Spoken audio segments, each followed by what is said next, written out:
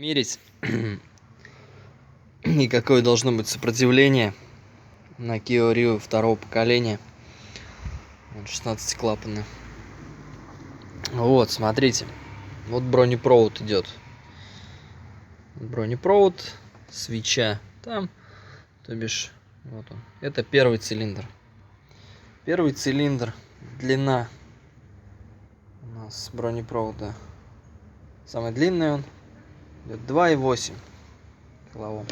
То есть, смотрите, 20-очка здесь стоит. Измерение. 2,8.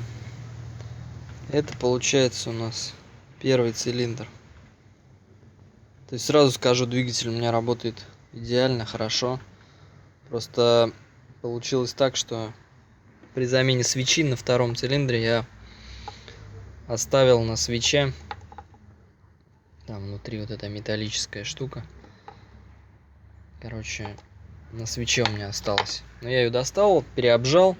То есть ничего сложного. Только единственное, мне пришлось вот эту снимать. И здесь немножко резинка отошла. Но никак она тут не влияет. Ее зажимает все равно внутри.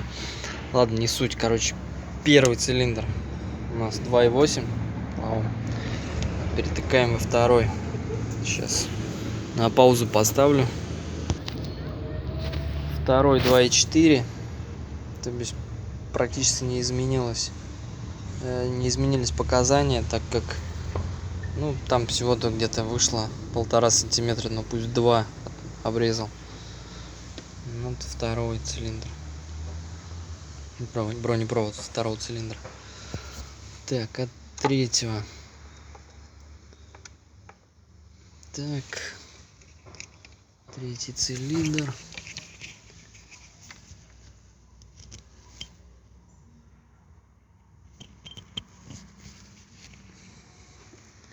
Третий цилиндр у нас 1,8. 1,8. То есть, если смотреть так, то 1,8. А если так, то 1,84. Но это не суть. В общем, показатели на норму. Так, и последний цилиндр у нас идет 4-й, самый короткий.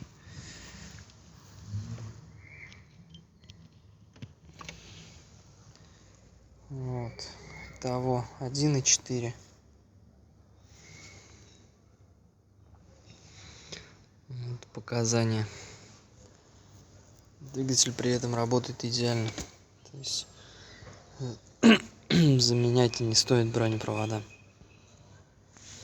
Только быть аккуратнее. То есть вытаскивайте, когда при замене свечки нельзя крутить вот этот бронепровод внутри, так как он здесь крутится провод и обрывается наконечник. В общем, вот так вот, такие вот показания. Всем спасибо. Kia Rio второго поколения.